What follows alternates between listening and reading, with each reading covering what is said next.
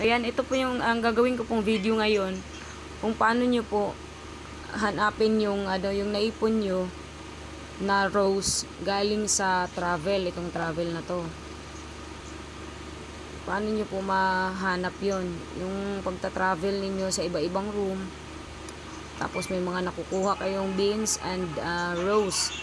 Yung rose naman ay mapupunta yun sa backpack mo.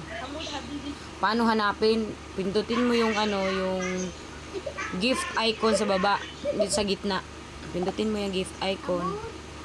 And then pindutin mo yung bag icon dito sa pinakagilid. Sa baba ng all. Pindutin mo yan. Ito, dito mo makikita ang iyong rose. Yan. Yung rose na yan, pwede mo siyang isend sa sarili mo. Para pandagdag din sa income mo, sa earnings mo. Yan. Pindutin mo lang yan dito. Tapos hanapin mo yung profile mo. Then, click mo yan. Then, click ang send. Ganun lang siya. Tapos, yung mga naipon mo naman na beans sa travel, dito mo rin siya makikita. Dito sa account mo, sa mine. Ayan, ito yan. Coins, beans, and diamonds. Yan lang po. Diyan nyo lang po makita.